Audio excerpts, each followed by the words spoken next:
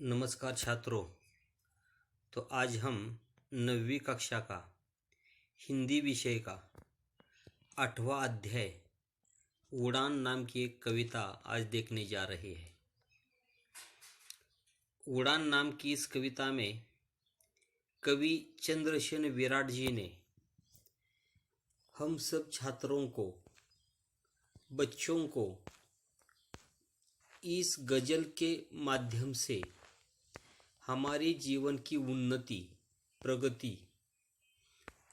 हमारे मन का जो धाड़स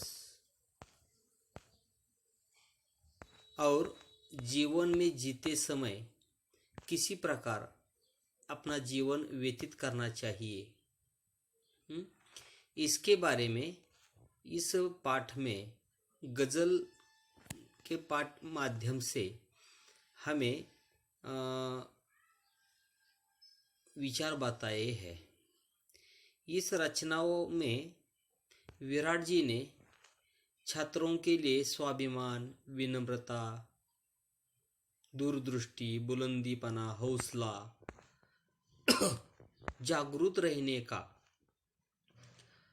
एक उदाहरण इस पाठ में दिए हैं, पद्य पाठ में। तो इस प्रकार उड़ान नाम का जो काव्य है वह गजल प्रकार है, काव्य का गजल। उड़ान यानी उसको हम मराठी में कहेंगे प्रगति। उड़ान म्हणजे प्रगति किंवा पुढे जाणं, आगे बढ़ना, उसे कहते हैं उड़ान। तो इस प्रकार चंद्रसेन विराट जी ने इस उड़ान के माध्यम से छात्रों का मन प्रबल करने का, दृढ़ करने का निश्चय ही इस कविता के माध्यम से किया है। तो इसके बारे में हम आज इस पद्य पाठ से चर्चा करने वाले हैं। तो पहले हम चंद्रसेन विराट जी का परिचय देखेंगे।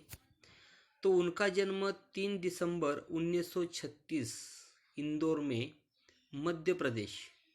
इंदौर कहाँ का है? मध्य प्रदेश राज्य में इंदौर है, वहाँ हुआ है। परिचय है। हिंदी गजल के इतिहास में चंद्रसेन विराट जी का नाम शीर्षस्थ गजलकारों में है। म्हणजे शीर्षस्थ म्हणजे सगळ्याच्या वरचा, शिरोमणी ज्याला म्हणतो आपण। आपल्या गळ्यातली जी माळ असते त्या माळेच्या मधोमध एक शिरोमणी असतो बघा, तर त्याच्या शिरोमणीसारखं ह्या विराटजींचं स्थान आहे। अपने नवगीतों और गज़लों में मिली जुली मुक्तिकाओं में आम आदमी के जीवन को गहराई से देखा है। तो इस प्रकार विराट जी का परिचय है।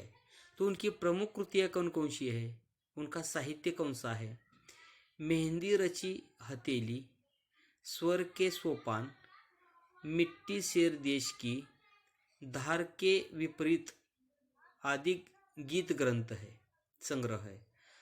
आस्था के अमल तास, कचनार की हटनी, न्याय कर में समय आदि गजल संग्रह है। कुछ पलाश, कुछ पाटल, कुछ सपने, कुछ सच आदि मुक्तांक संग्रह भी हमें देखने को मिलते हैं। तो इस प्रकार चंद्रसेन विराट जी के बहुत सारे साहित्य हमें दिखाई देते हैं। उनकी पद्य संबंधी जानकारी देखो। गजल एक ही बहर और वजन के अनुसार लिखे गए शेरों का एक समूह है। इसके पहले शेर को मतला और अंतिम शेर को मक्ता कहते हैं। मतला और मक्ता हे दोन शब्द लक्षात ठेवा तुम्ही। त्यातली पहिली जी ओळ असते त्याला मतला म्हणायचं आणि दुसऱ्या ओळीला मक्ता म्हणायचं। प्रस्तुत रचनाओं में विराट जी ने स्वाभिमान, विनम्रता, हौसलों, बुलंदी, दूरदृष्टि जैसे अनेक मानवीय गुणों को महत्वपूर्ण स्थान दिया है।